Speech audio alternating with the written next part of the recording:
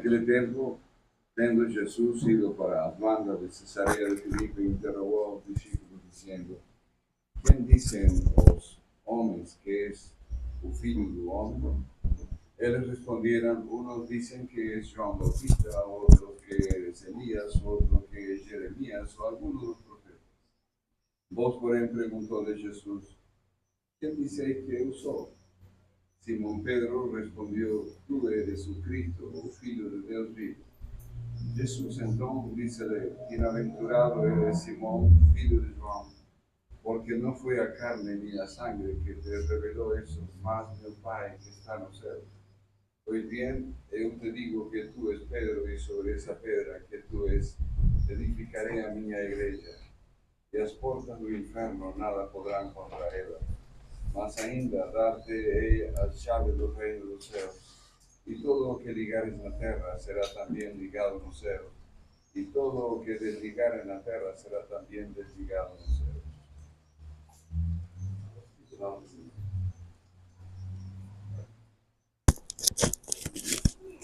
Días pasados alguien me preguntó qué diferencia había entre la infalibilidad del Papa y la impecabilidad. Impecabilidad es la cualidad de alguien de no cometer pecado.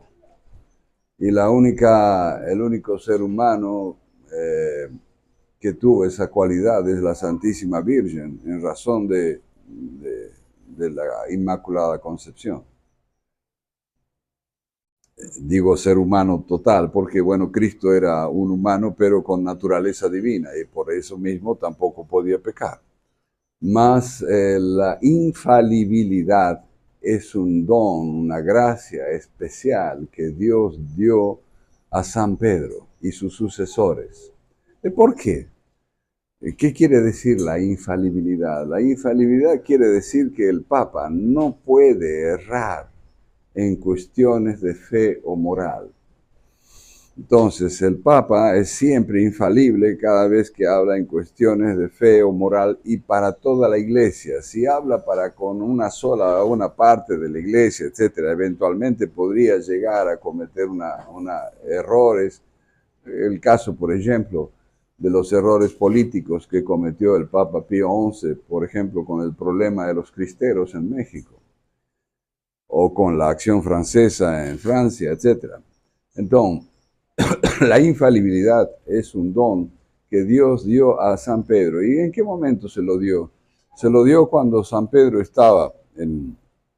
encuentran con Cristo ya había resucitado en el mar de Galilea, y le dice a Pedro: yo he rezado para que tu fe no desfallezca.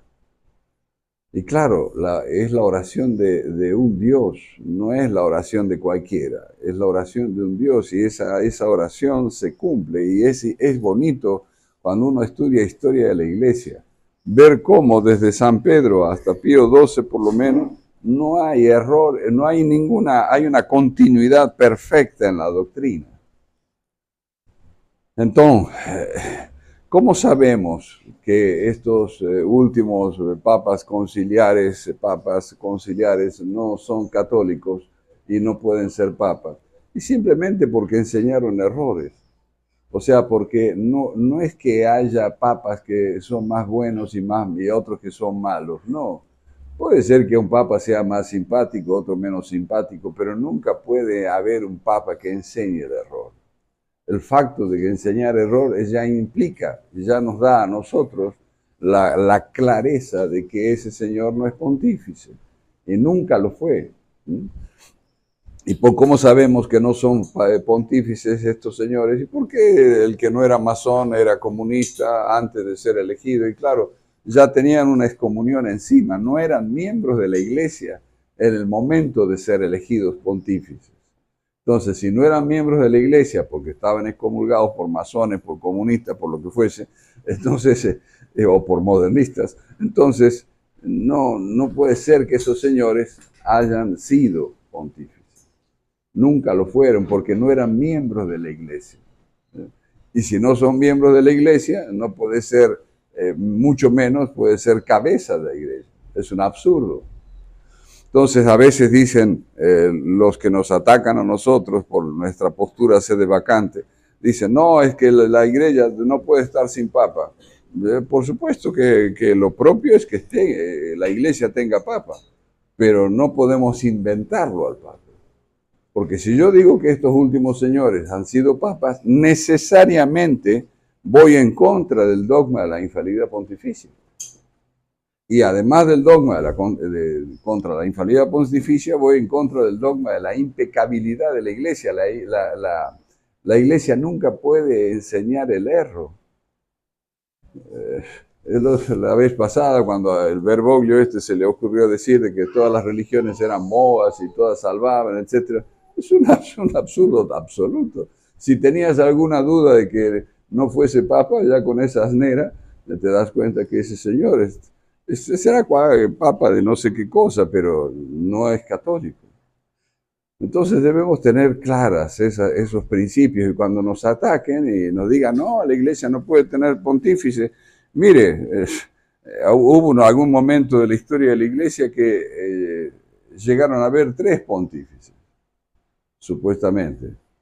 Y bueno, en algún momento se solucionó ese problema. Este problema que tenemos ahora también se va a solucionar. Es cuestión de rezar. A nosotros nos toca ser católicos, buenos católicos, pedir al buen Dios que un día esto se solucione y punto. No hagamos tampoco la asnera de meternos a hacer cónclaves, porque, como ya les dije alguna vez, hay en este momento en el planeta hay 23 pontífices, junto con el Bergoglio, etc. Hay 23. Y si hacemos otro cónclave, vamos a poner al pontífice 24. ¿Hemos solucionado el problema o lo agrandamos? Es imbécil eso, es absurdo. Entonces, dejemos a Dios obrar tranquilamente y no nos pongamos en esa tontería. Acá en Brasil hay un señor, un tal llamado Homero Joas, que es un sede vacantista antiguo. Y este señor hizo un cónclave, fue uno de los patrocinadores de un cónclave que hubo, creo que en Italia, donde se eligió a uno de los 23 papas que hay, un tal, creo que es Lino II. Y claro, entonces el Lino II vive en Londres, creo, en Inglaterra, y como los que habían elegido a Lino II, no sé qué cosa le pidieron y el Papa no aceptó tal cosa, entonces lo depusieron. O sea, es absurdo. O sea, eligen al Papa, laicos eran, mayor parte, después lo deponen, están así. Les gusta, no les gusta, en fin. Eso no es católico, eso es un absurdo. Entonces, queridos fieles, tengamos claro que la infalibilidad pontificia está marcada para que el Papa transmita la fe católica a través de los siglos, sin alteración. Si no fuera por el dogma de la infalibilidad pontificia, que todos los papas lo tuvieron, aunque se fue declarado como dogma recién en el año 1870 en el Concilio Vaticano I, siempre los papas lo tuvieron, ese dogma. Y la Iglesia lo consideraba normal. ¿Por qué? Porque el Espíritu Santo es el que está dictando lo que debe enseñar el pontífice, o debe condenar el pontífice de acuerdo a los distintos errores que van suscitándose a lo largo de la Iglesia.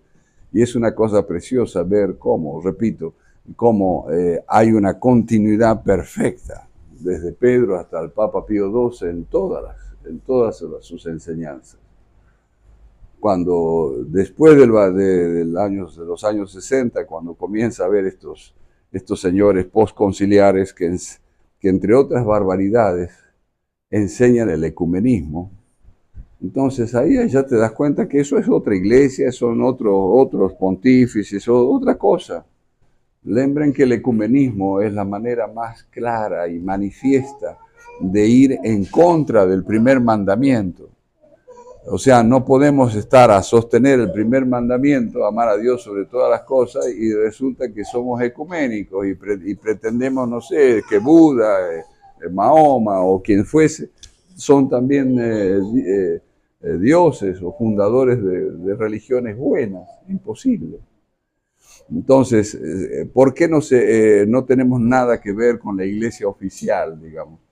Porque es una iglesia que no respeta el primer mandamiento, entre otras cosas.